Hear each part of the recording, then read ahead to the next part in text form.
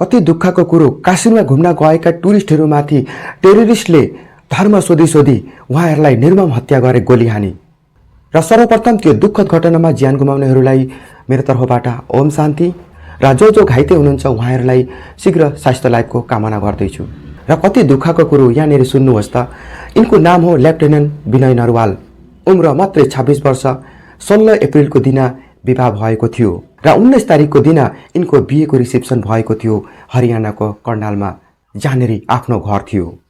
र 21 तारिकको दिन यिनीहरू काश्मीर गएका थिए घुम्नको लागि, हनीमुन मनाउनको लागि। र जब यो टेररिस्ट एटेक भयो, उहाँहरू दुई दम्पति एउटा दोकानमा बेलपुरी खाइरहेका थिए र उहाँहरू बेलपुरी खाइरहेको बेलामा दुईजना टेररिस्ट आएर सोध्दछन् उहाँको श्रीमतीलाई, तिमीहरू के धर्मका हौ भनेर।